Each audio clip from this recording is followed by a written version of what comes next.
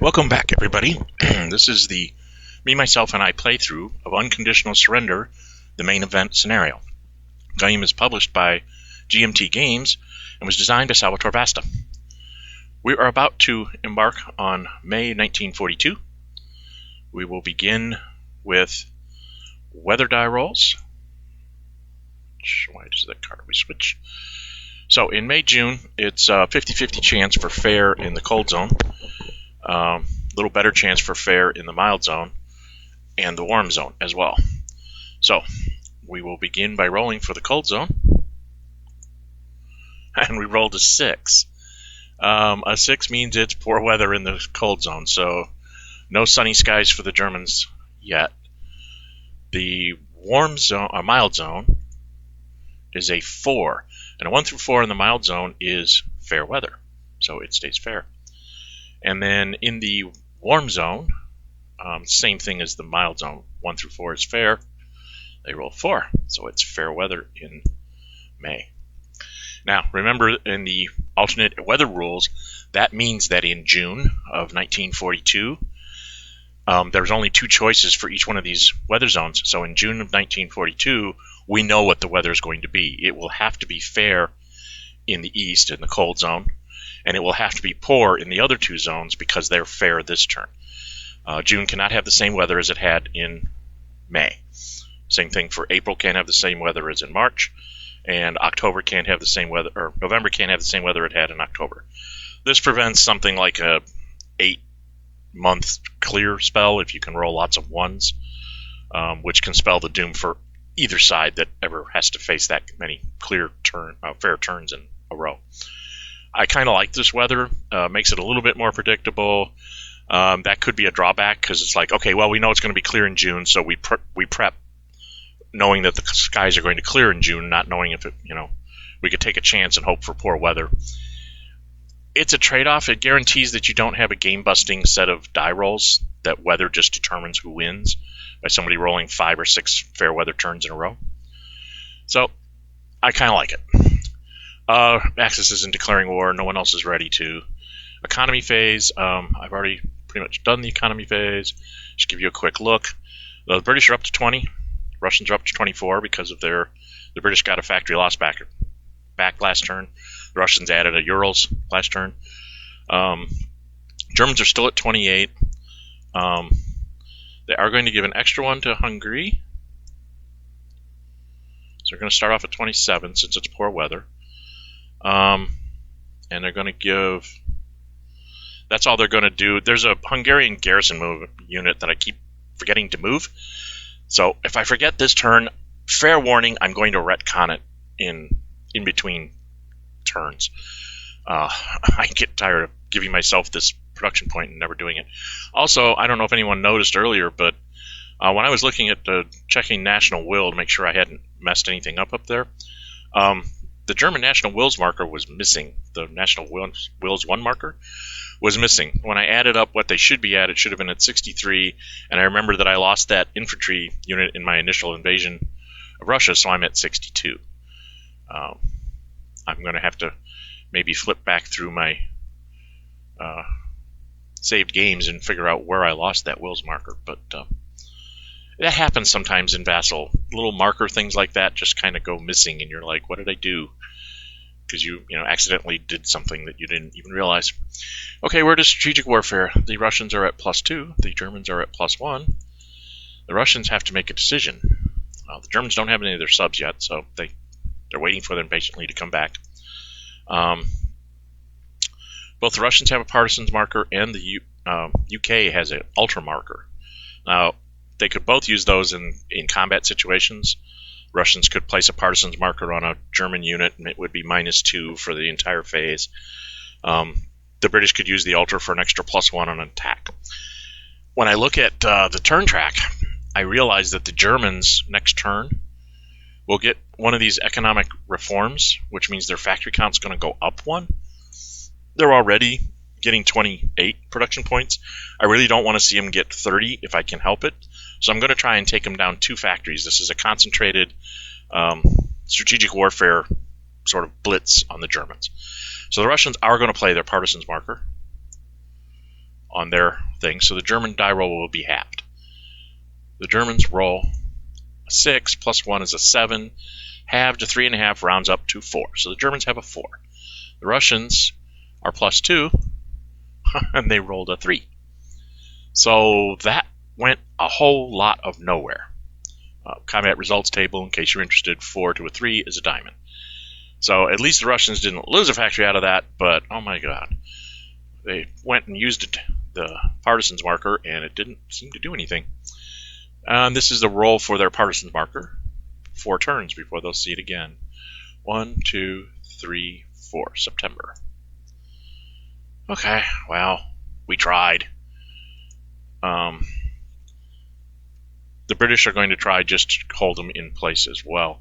The Americans are give the British plus 2. The Germans are at plus 3 because of this port. This is just sort of a refresher. That port alone gives me plus 2, and then if I put an airplane in this port, I get a plus 1, both against Russia and Germany, because I'm on Sea Zone 3. Or, not Germany, UK. Yeah, I get plus 1 against myself. That would not make a whole lot of sense, now would it? So, we're in the same boat here. I really want to try and keep them from getting extra points from factories, so I'm going to do this. Hopefully I can finagle some way to maybe run my bomber for a hit next turn. I think in 2 turns I get another Ultra. Let's double check that. Yeah, in July I'll get another Ultra for sure, so I'll be able to try and do this again. I don't think the Russians get another parts until the end of the year, so they're kind of stuck. But they're at a slight advantage anyway. Maybe we can get the factories some other way. So the German roll is a plus 3 and then halved. So it's a 4 halved down to a 2. Looks like they're going to lose a factory. The British have a plus 2. They rolled a 6. So the Germans will raise their factory loss marker by 1. So that will offset their economic gains next turn. And then they have to roll, the British have to roll for their Ultra. And they rolled a 1. Oh, that's fantastic. They'll have it back next turn. They can try and do this again. That's wonderful. That worked out very well for the British. That's strategic warfare. Strategic movement. Did I use the... I used it somewhere. Where did I use the German strategic movement thing?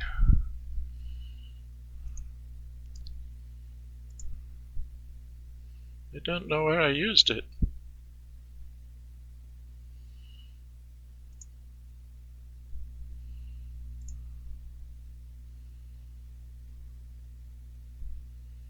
I don't remember using it for the Germans. No, obviously not over there. Oh, wait a minute. Was it over here? Yeah, I used it on that garrison unit. Forgot that I used it in the West. That's part of the problem with the Vassal modules. You can't really see the whole board and just kind of like, oh, there it is, it's over there. You kind of have to scroll around a bit or remember what you did last turn so that you know where to go look for things. And of course, I don't remember what I do from day to day. So, too many things going on at once, I guess. That takes care of that. I don't see one for the Germans. I can't think of anything to do with them at this point, so I'm not gonna do that. The West, kind of the same thing. Their units are really where they need to be right now in the Middle East. I think in one more turn I might move up. I might strategically redeploy a garrison unit up to, the front once we get into Libya, and I'll have him sit on the airplane so that they at least have to fight me to dislodge me or something. But that's not going to happen for a turn or two, I don't think. So I don't have one. And as far as I know, the Russians didn't really have one. Their units are kind of where they need to be. I mean, there's some bulges here, but I can't do anything about the bulges other than to, make my life worse. And I think I kind of like having myself back a little bit from the Germans. A couple of units, like 3 or 4 units, sort of as a second line. So we're just going to let it go. No strategic warfare. Right into the Axis operations phase. Well, we've got poor weather, so we know what that means. Not a whole lot of attacks. perfectly honest, I think I want to push this shock army out of the way. See if I can get lucky and push him up. Okay, first things first. It's poor weather, so good old -2s. The Russian Air Force is all at once. They can't get anything better than that because they're -4 for sorties, -2 for weather. Even if they roll a 6, it becomes a 0, which rounds up to a 1. The Germans are almost in the same boat. They have their 4 sortie planes are +2 because they're German, then -4 sorties, which makes them a -2, and then another minus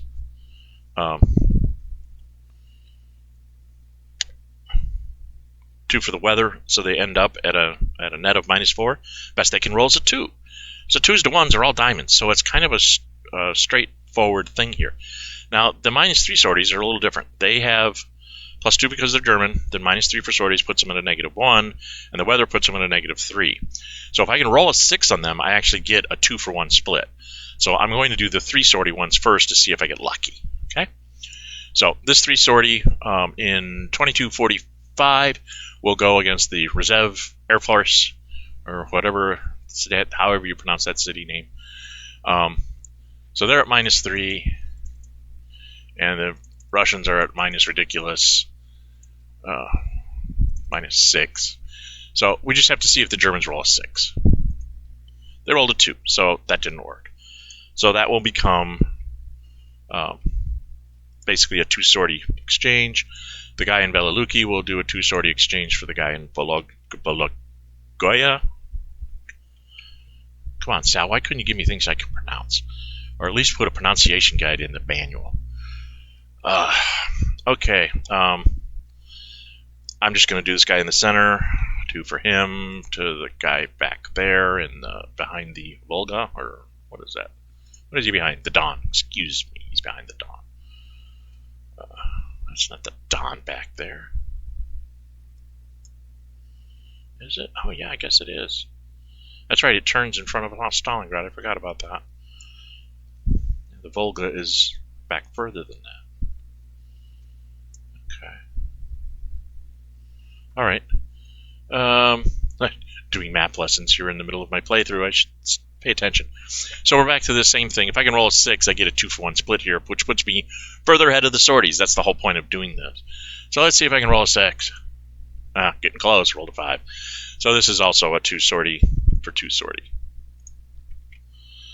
I can get some of those 5s and 6s when it's clear weather. I'll definitely be ahead of them by a bunch of sorties then. Unfortunately, I'll probably use them to punch holes in the Russian line. But, you know, it's something to think about.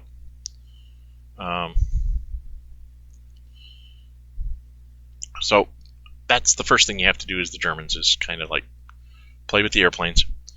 So I need to save 12. Probably... Oh, that was a thing because I didn't support him. So 15 maybe to help clear up the convoy. Bring him down sorties. So if I can keep this down to about 12 production points in the attacks, we'll see if I can do that. First off, we're going to activate the 4th Panzer. He's going to go 1 away from the line, 2, 3 across the river, 4 back into the line at 2348, and officially declare an assault on the 4th Shock Army. The Hungarians will add. They're sure that the 4th Shock has their secret recipe, and so that is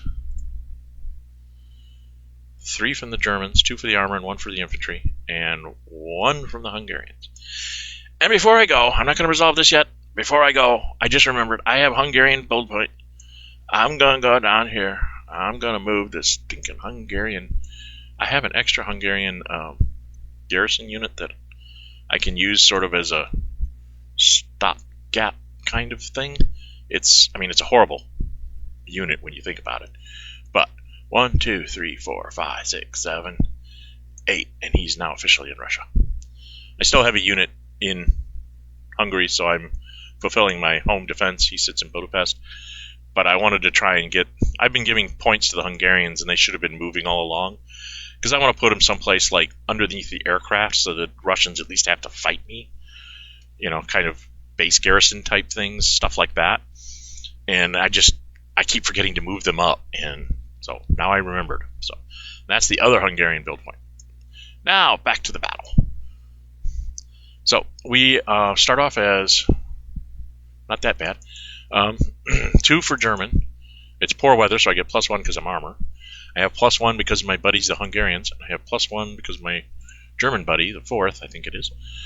I'm going to be -1, and he's at +1 because he's elite. And he can't add his armor into this one. So that's the best plus he's going to get. I could throw an airplane to get an extra +1. I could throw a tanks marker to get an extra +1.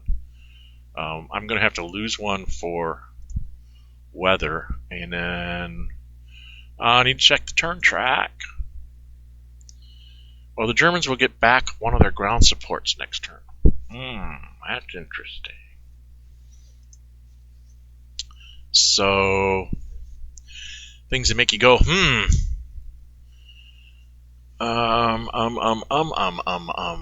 2, 3, 4, 5, 6, 7. Dang. I have to put them right in the front line. That could be dangerous. I don't really want to use the airplane. I want to save the tank markers for the desert. So I guess we're just going to have to go at a +4 to a +1. +4 to a +1.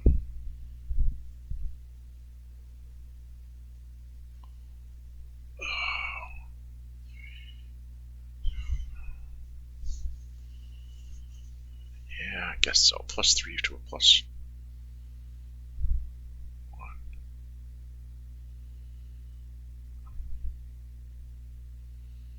Yep, +4 to +1.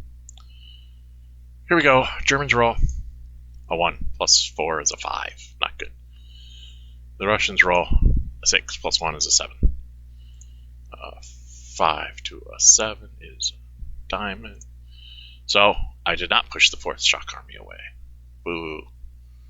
That means they'll have another 3 hex attack to try and take that forest in front of Bryansk behind the rivers and things. The reason why that's a really good hex for them to be in, because I can't really get a decent attack on it. So that's kind of like that's one of the defensive hexes in Russia that everybody wants to get their hands on. Let's see, I guess I only really have this attack here. Keep the Romanians out of it. So it'll be the 3rd Panzer, that's 2, 3, and 4. We're attacking the 2nd shock. So that's +2 for German, +1 for the armor, +1 for each of his buddies. He's a shock army, so he's at 1. And then I could make this a +5 if I can get a DD. +5 gives me a better chance of getting a DD, so I'm going to go ahead and throw in this airplane. So now I'm +6 and then -1 for the weather. It gives me a net of +5. We're going to try and see if we can get lucky, get a DD on this shock army, and get him like out of the line, so he doesn't have this 3 hex attack outside of Kursk. That's sort of my goal there, to see what I can pull off. Let's see what happens. The Germans roll a 4 +5 is a 9. It's not real good. And the Russians with a +1, oh dear, rolled a 1. That doesn't sound good. 1s never sound good, no matter how many pluses you have. Let's see, I had a 4 +5 because I threw in the airplane. Right? 1, 2, 3, 4, 5. And the airplane 6 and then -1. Making sure I get this right before I check the results. So I had a 9 as the Germans, and the Russians had a 1 +1 is a 2. A 2 and a 9 is a DD. Yay, Germany. So first thing that's going to happen is this guy has to flip. And then because he cannot retreat, he must lose another step, which eliminates him. So he's going to end up on the faction track, and their willpower goes down. So now they're down to 40. And then this goes into his eliminated box, which means he can't rebuild it until the end of the June turn. And that's kind of important for the Germans because getting rid of a shock army is always a good thing. They're like slow-moving tanks in clear weather. Put them in Kursk in clear weather, he's +2. And you're minus because you're going into the city, or you put him in a really good defensive terrain, and it's the same concept. It's like, ugh, it's horrible. From the German point of view, it's a horrible experience.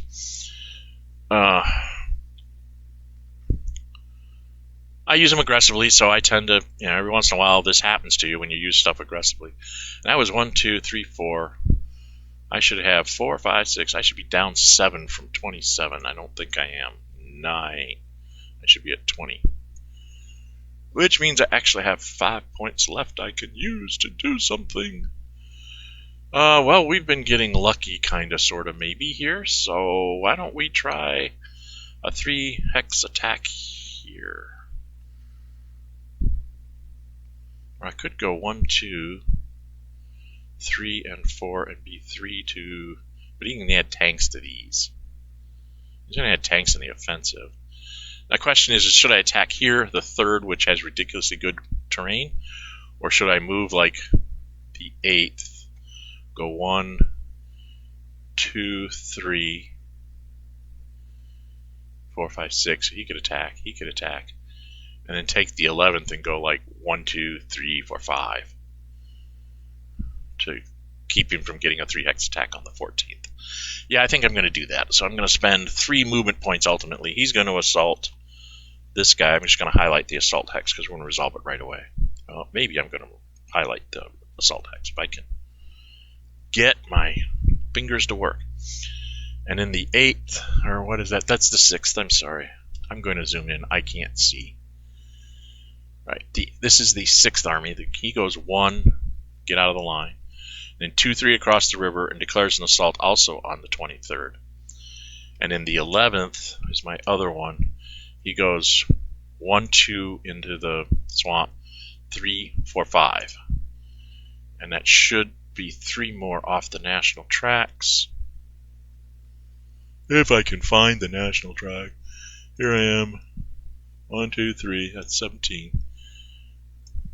So I can think about maybe doing something else. I don't know.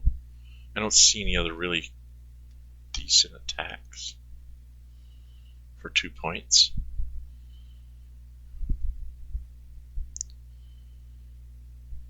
And I can't really switch up the line because I don't have a reserve to move back to and then move into. So I think I may just sit on this.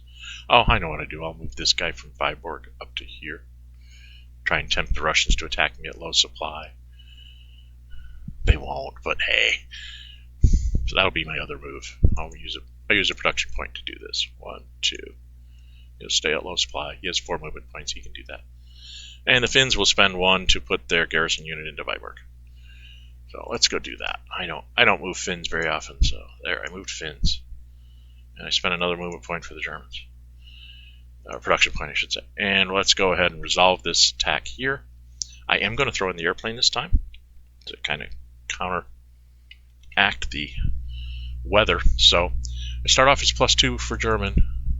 He starts off at a 0. +2 for German. I have 1 buddy. That makes me another +1. And I threw in an airplane, which gave me another +1. And then I have to subtract 1 because of the weather. So, and then the 23rd.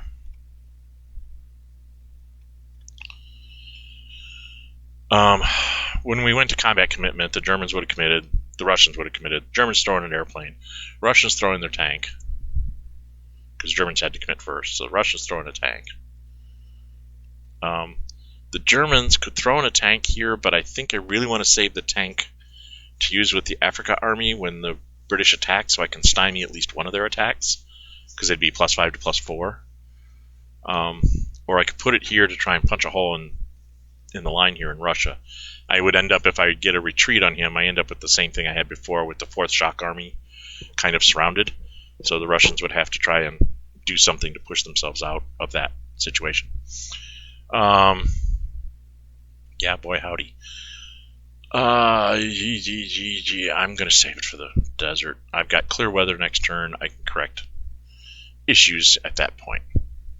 So I'm +3. The Russians are +1 because of their armor in poor weather. And here we go. The Germans roll. 4 + 3 is a 7. Yay. The Russians roll. A 6 + 1 is a 7. Yay. Nothing happens. Pop up the turn track, put the tanks back on for the following turn, and we're done. If you'll notice, I kind of shrank the turn markers down, the turn window. It was taking up too much real estate on the board, I felt. So, and I took those 3 movement points, right? It should be at 17. Took production. Yes, I went down to 17, and then I moved the Nor infantry. So yeah, okay, I'm right on my national track. As far as I can tell, everybody is currently in supply except the Nor infantry, which brings me up to let's go visit Norway. I'm going to have the points to probably clear this, so I'm going to go ahead and supply both, just so I can work on sorties on this airplane too. So that goes away, and in Finland, we make this guy go into full supply, so the Russians probably won't be coming across the river. And that is the German turn in the north. I'm doing supply before I should be doing supply, because I had to look to see if there was moves I had to make down here in the Middle East. There's no moves I'm going to do in the Middle East. Technically, what I should have done is I should have given another production point to the Italians. Would have made life much easier for them. Okay, well, this convoy, since he's unopposed, is going to do the 2 important units.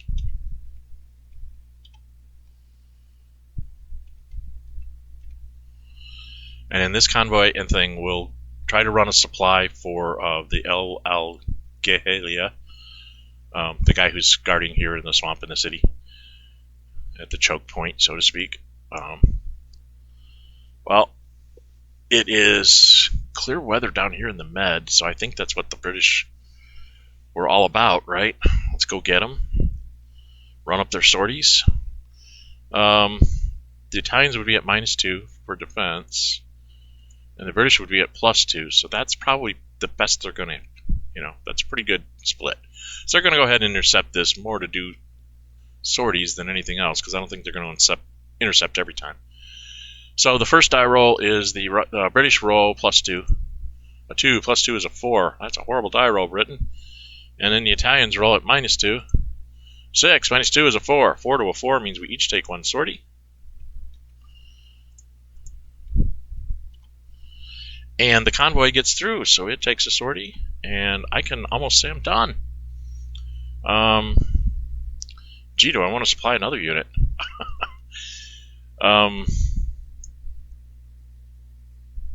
Why did I put him at 3?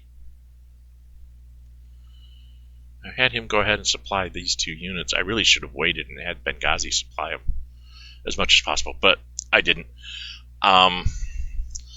I think I'm just going to stop here. This is a good place for me to be because I have points to spend. I'm going to clear my airplane and this, and probably bring this guy down to a -1.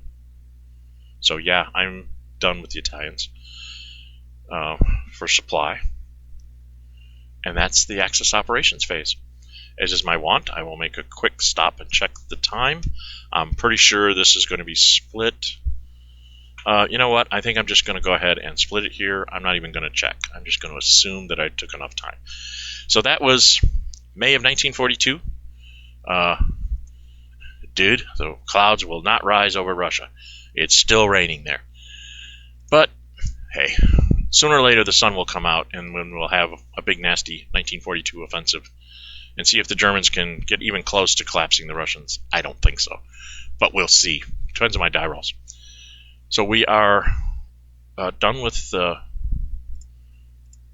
this part of the turn. This is Dren 608. Thanks for watching my videos. Please leave comments, things you like, things you don't like, things you think I should do to make them longer, shorter, whatever. If you like what you see, subscribe so you don't miss any episodes going forward of this game. And I will be back with the second half of May 1942 in the next part of this episode. These episodes are all in 2 parts for right now. When we get to late 43 and early 44, it will probably go to 3 parts because the West will be doing almost as much as the Russians. Thanks for watching my videos. This is Dren608. I'll see you in a little bit. Bye-bye.